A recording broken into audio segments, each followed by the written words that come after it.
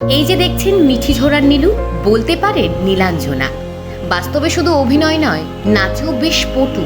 কি দুর্দান্ত ভঙ্গিমা! সোশ্যাল মিডিয়ায় বেশ বাহবা কুড়োচ্ছেন এই খলনায়িকা। অথচ এই মেয়েটাকে দেখে একসময় এক অভিনেতা তাচ্ছিল্য করে বলেছিলেন, কোথা থেকে যে আসে। জানেন দেবাদ্রিতার অভিনেত্রী হবার লড়াইটা কেমন ছিল? রাহুল দেব বোসের সাথে মাখো মাখো প্রেম। দুজনের আলাপ হয়েছিল কিভাবে? একটা সময় ছিল যখন বাংলা সিরিয়ালের প্রধান মুখ ছিলেন দেবাদ্রিতা। কখনো আলো, কখনো বা জয়ী, একের পর একেই হিট মেগা।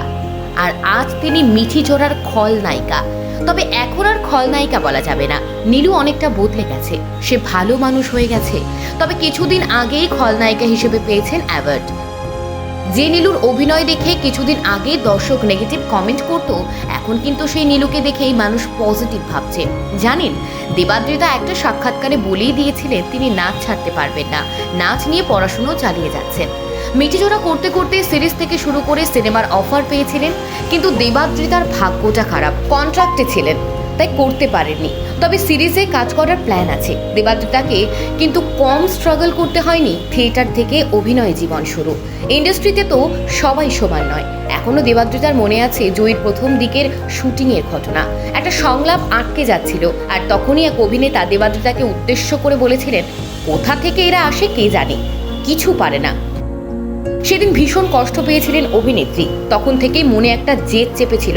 সেদিন ওভাবে ওই অভিনেতা বলেছিলেন বলেই আজ দেবাদ্রিতা এই জায়গায় পৌঁছাতে পেরেছেন। এমনটাই মনে করেন অভিনেত্রী। দেবাদ্রিতার বাবাও একজন মঞ্চশিল্পী, প্লাস ধারাবাহিকে তাকে দেখা যাচ্ছে।